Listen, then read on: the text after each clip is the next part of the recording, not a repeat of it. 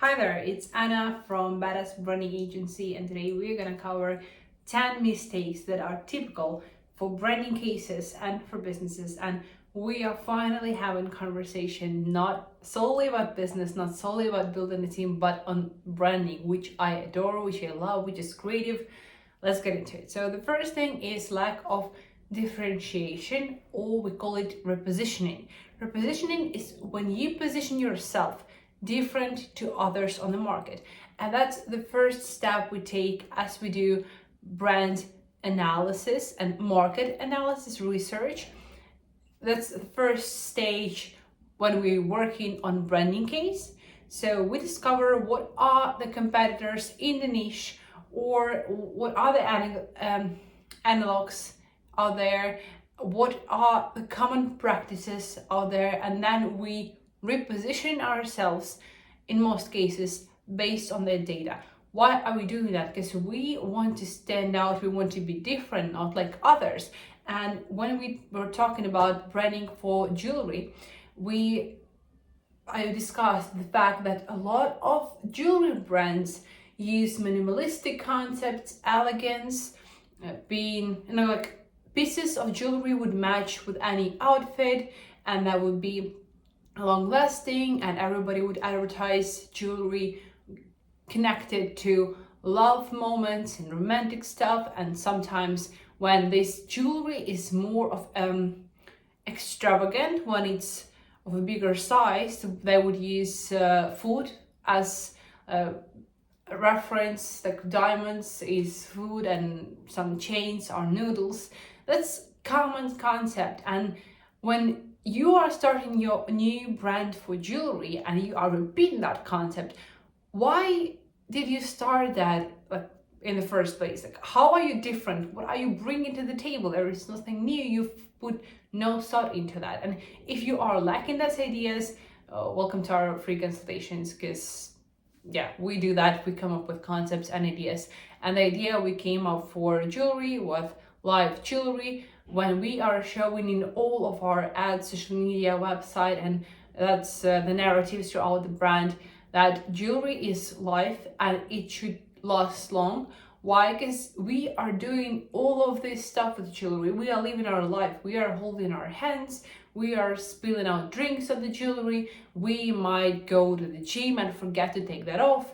And we are showing realistically how we live with that, and how beautiful our hands maybe are with those rings on the daily life, how maybe we have scars in them, how that's true and how that's authentic, and how that's about having memories about specific jewelry connected to a specific period of time or a person or activity that we do. That's just us enjoying life. And this concept enjoys life, not trying to make it perfect, not trying to fit into this beautiful, super rare romantic moments on St. Valentine's Day, when you've got your new necklace and you've spent a couple of minutes together just in being quiet. But we are talking about everyday life, where you can enjoy the jewelry on an everyday basis.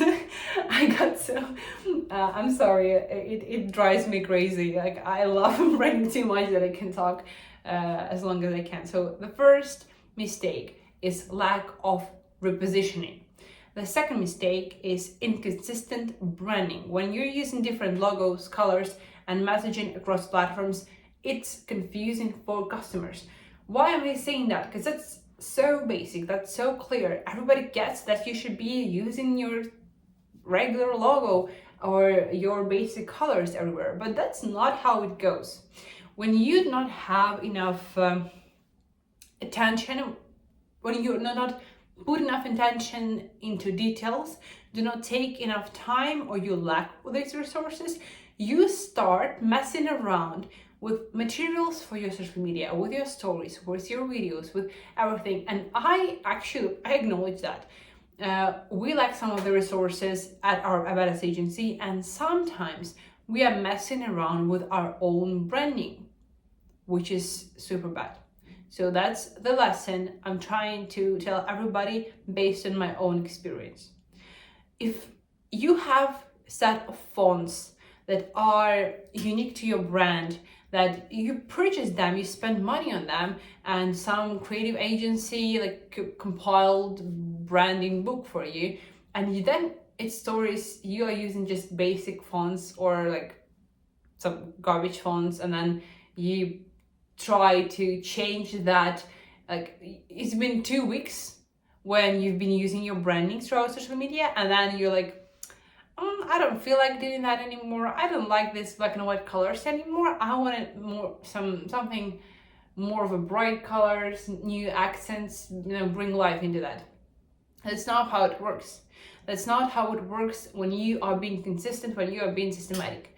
Yes, you might get bored of it because you've been doing that like consistently for 2 weeks, but majority, like most of the people that are following you, they haven't even recognized that that's your font, that that's your colors, that that's your logo, that's your slogan. If Nike would be changing their slogan every year, a year is a lot actually. You can get tired of saying, just do it throughout a year, but they've been doing that for decades. Same goes for Red Bull, the same goes for other companies. That's part of their branding, whether it's logo, whether these are colors, whether these are icons or stickers, or yes, you can change part of that, but the core, you should define core identity that should be consistent throughout like really decades, because brand is for decades. It's what multiplies the value of your brand, and that serves like for the next generations even. That's a huge deal, not just some random bad business. But the thing I'm trying to tell here is when you get bored of it being the same, maybe consult some designers or people who know what they're doing. Yes, of course, branding might get old, not trendy, but here is the trick. If branding is good, if you worked on that from the start, it's gonna serve for years. That's not gonna be trendy branding, just like we have red color that is trending this year, so we do branding in red. That's not how it works. Branding should be true and authentic to the brand, to the backstory of it, so it should serve you for years. And when you feel like, I'm tired of posting daily, I'm tired of running daily, you know what? Others are not tired of it. And people haven't even recognized or haven't even got to know your brand, and you're already tired. That's just your lack of motivation or strengths, inner strengths, rather than mistakes in branding. So keep that consistent. Do not change anything, or do not try to bring up new details into your branding unless you consulted somebody or unless you know how branding works. Mistake number 3 is ignoring the target audience. Designing a brand based on personal preference rather than what resonates with the intended market. That's what I'm doing sometimes with these videos. But here you should have a balance. You should understand what your target audience needs. Because if you are making let's talk about this jewelry, and that's going to be jewelry for rebellious like teenagers for use. Why would you be making formal website? I know that you are a really serious businessman, for example, and you might feel awkward writing slang words in your tone of voice in your website and other places, but just because you love formal language and everything accurate and boring and organized, it doesn't mean that that would serve your rebellious target audience. That's not how it goes. You should go and ask the target audience itself. What do they want? What are their expectations? What are their pain points? Not ask your mother, father, sister, and brother, not your friends, not yourself, but ask target audience directly and stick to that, because it's often really hard to do. I understand that, because there is a trick also. You should find balance between what is really interesting for you and what is interesting for your target audience, because you won't last long unless you're interested in the business you are creating, in the brand you're building. It takes time, it takes years. This means that you can't just right on your like content for target audience without getting interested in the thing. You can't just drive along based on money you're getting. You won't do that. At some point you'll have enough money and you will no longer be interested, let's say. Or you might not have money and you won't be interested in doing that. But it should serve your interest as well, and that you should find balance. I do not have a secret on how you should do that, because it's personal to everybody. But if I wouldn't be interested and involved in branding, I wouldn't be able to create anything. I wouldn't be able to keep recording these stupid videos. Sorry for saying that. I wouldn't be able to do anything. So I am trying to find common ground between what I'm interested in to keep going and do that in long term, and what is really important for my target audience, for you. Mistake number 4, weak brand story. Failing to create a compelling narrative that connects emotionally with customers. Yeah, you should have that story. It may even be formed as you are building your brand alongside, like the story of team getting together around this product. That's really important to record that on the video, to archive that, to think deeper into what is behind that product. I recently bought tea, and that was like herbal tea, and I read backstory of it. It's really great brand here in Ukraine. Like grandmother of owner of this brand used to go out in summer and pick up different herbs from the forest and from other locations. I'm not sure, and that would be associated with this owner's grandmother and his childhood, and how they would spend evenings together and how cozy they would be. And that's a backstory, and there is association and there is truth in it. I know it's emotional and it might be silly, but that's how brands work. They are built on based on emotional connection and associations, and it's going to be more powerful than just machine-made, automated, like some tea. It's not gonna work. There is no soul in it. It's silly. It's hard to explain sometimes, but you know when you know. There is backstory, and people love gossips, intrigues, heartbreaking stories. That's why we have whole industry of series, of films, of even social media. Because when we are consuming content, when we are consuming just storytelling, books, I'm not fed up. It's not physical. I can't touch that. It's not money. It's not beneficial to my maybe health. It's not real food. It's food for my thoughts, for my head. It's food for my inspiration, a lesson to learn. And brand stories are part of this food for people's brain. And if they get emotionally connected, nostalgic, that's the tool we should be using. Yeah, it's a beautiful tool, actually. No harm in that. Mistake number 5, low quality visuals. Yeah, using generic or amateur design elements that make the brand look unprofessional. That's basic. I can't explain even that. Today I saw maybe the worst designed website. Why it matters? I'm gonna tell you. People have a gut feeling about beauty. Not everybody knows how proportions, how layouts and compositions and color theory or typography works. Not everybody knows that, even not every designer knows that.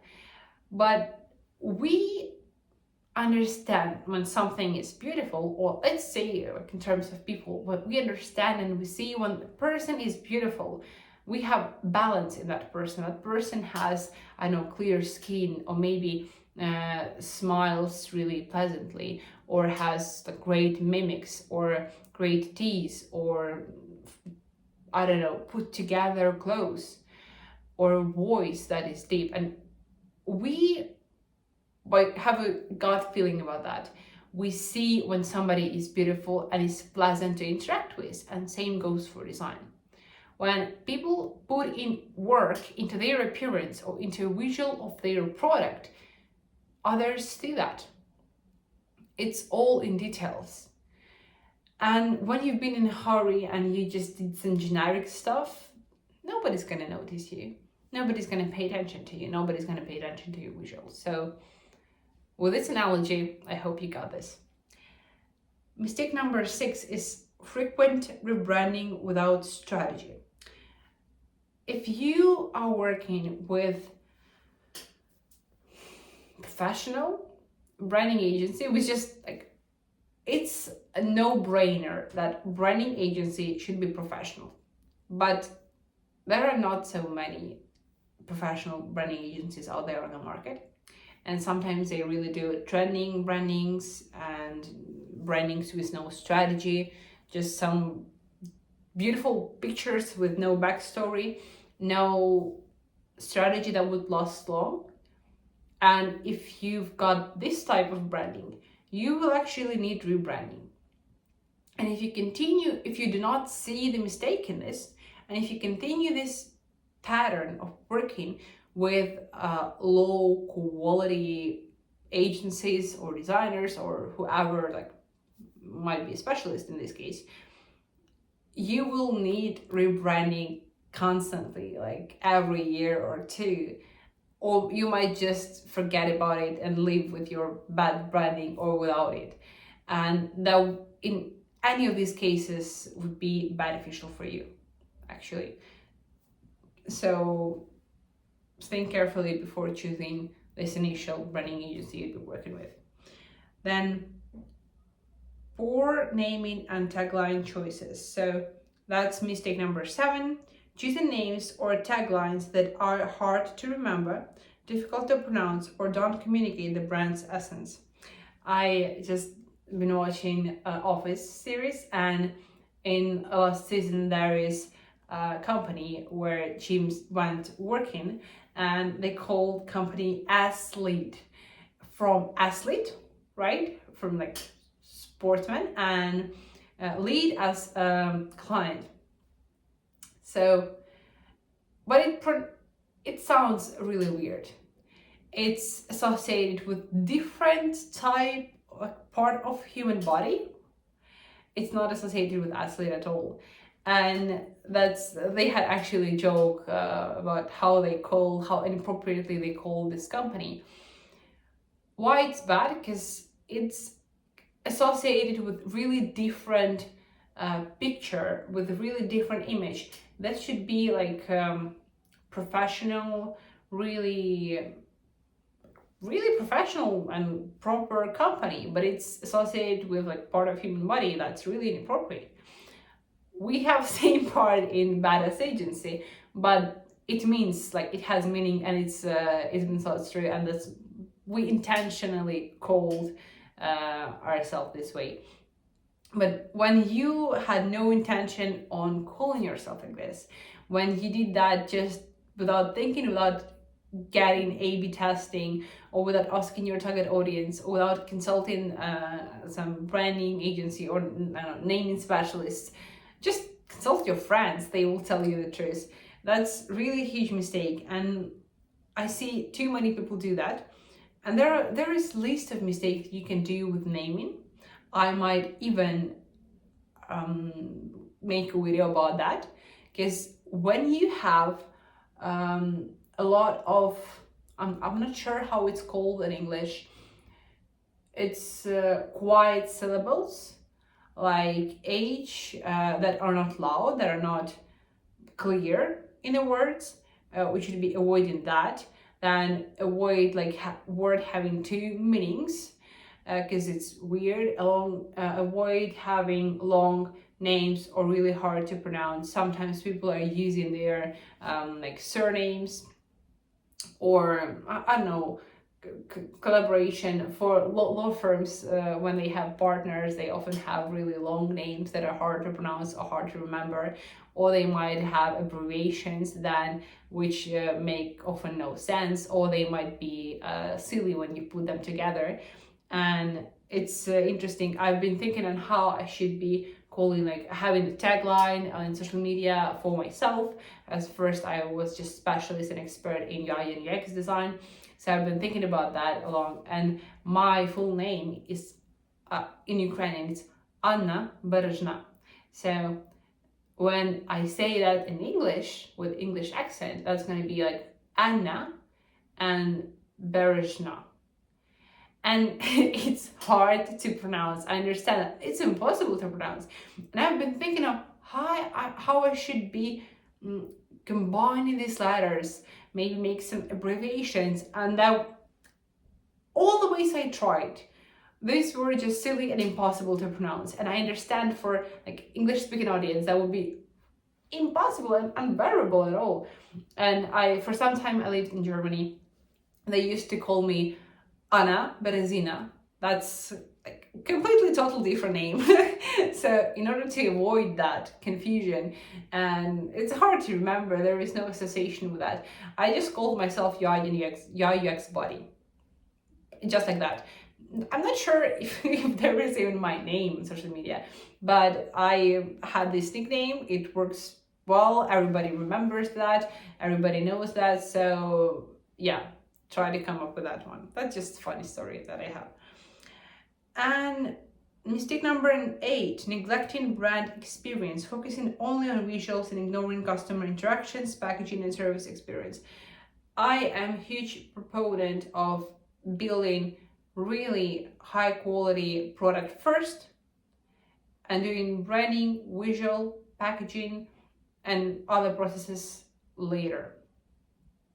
That's how I built agency. I first got my own experience in freelancing and working as UX designer with large companies in Ukraine. Then I had mentorship, and I had a program where I taught people UI and UX design. So I got this skill of organizing people and managing people, and and actually it helps me with having my team organized and motivated and inspired and controlling them, and maybe these are 2 great skills. Also, I studied economics at the university. I've got a degree in that, so I know how to do. I had business subjects there as well, so I kind of got these skills first, and only then I started the agency. So same would go, like I'm talking about myself here as I would talk about business entity or the product. You build core first, and only then you do the packaging. Even though I love branding, I love packaging, I love all this stuff, I'm passionate about it, I'll be honest with you, unless you have good brand, a good product, branding won't help you. It won't help you just like that. I think that I worked back in the days with some products that were of poor quality, but yeah, it went nowhere because we had no backstory to base our branding on. We had to come up with that, and that was artificial rather than true and authentic. Mistake number 9, failure to adapt, not evolving with market trends and customer expectations, making a brand feel outdated. I have nothing to add to this. Mistake number 10, overcomplicating the message, using jargon, overly complex visuals, or unclear positioning that makes it hard for customers to understand what the brand is about. We are currently working on branding case, and it's educational courses for arbitrage. I hope I pronounced that right. And the idea behind these courses is that this company is like ministry of arbitrage. So we should be using this official formal language and terms, and have reference to structure of ministry, of how it works and functions, to all this, like legal structures and institutions. And as we started to use a lot of formal language, because that's up to the tone of voice of the brand, and it became really complicated. It was true to the brand, but that was way too complicated. Not everybody would understand those words. They are way too complex. I learned like these official documents of the United Nations and of the UNESCO and like other organizations, right? So I'm used to saying those and I'm used to understanding those, but not everybody would get that. That would be way too complex and sophisticated for people. And it's a common mistake that brands and companies do everywhere on their digital platforms. They use such a sophisticated language. They're not using plain words. If you want to say that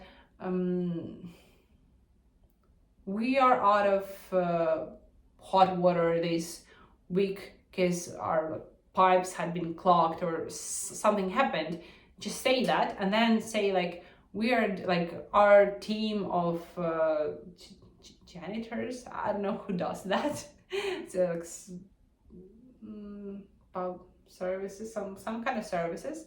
We are fixing the problem, and we have team of 10 people, and we have like problems in 5 more buildings, so we are like tied on timing. And when you are telling situation that you have openly to your clients or to regular customers, and you are showing them detail that you really care, that you're spending your time fixing the problem, and you're showing them the facts, they would get it. But if you are using complex language just to get people confused so that they wouldn't understand what the actual problem is, that you are just hiding behind that, or maybe you want to present your, then it would be a bad idea, right? But some other cases when we're using way too sophisticated language is when we are trying to present our product and we are overcomplicating it.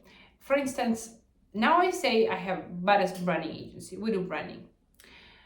But not everybody understands what branding is.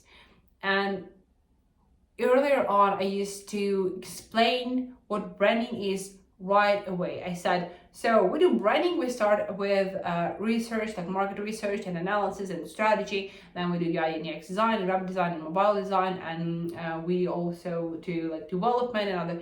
And I might use even more sophisticated language. Now I'm not used to doing that in like real life, in regular life, but saying too much or saying too long words doesn't work. Nobody's gonna listen to you. Everybody's gonna get bored. It's like, I don't know, it's like having long call with people. When you have call up to 20-30 minutes, everybody's focused, everybody is in on the topic. But when you're having calls of 2 to 3 hours, then it gets blurry, that you forget what you've been talking before, and you have really long copy. It doesn't work, it's not functional. It might be formal, it might be the way you studied that at school or university, but it's not proper for branding, for social media, or for website. Everybody's lazy, everybody wants just cut it short. So let's repeat all the 10 mistakes that are common with branding and that you should avoid. Lack of differentiation or repositioning. Be different from others. Second, inconsistent branding. Use consistent branding, consistent visual. Third, ignoring the target audience. Like, think about what your target audience needs. Weak brand story. Tell your story, how you founded the brand. Low quality visuals. Put time and effort into making something beautiful. Number 6, frequent rebranding without strategy. Make sure you choose correct and experienced branding agency or specialist who would base branding not on trends, but on your authenticity and truth, and make strategy for years. Mistake number 7, poor naming and tagline choices. Make sure it sounds right, it spells easily, it's not long, it's easy to remember. Mistake number 8, neglecting brand experience. Do not focus just on visual, just on beautiful picture. Think about core product first. Mistake number 9, failure to adapt. Evolve as market evolves. And last mistake number 10, do not use overcomplicating messaging. These were all of the mistakes that I wanted to share with you, and have a nice day. I will see you soon. Good luck with your brand and business.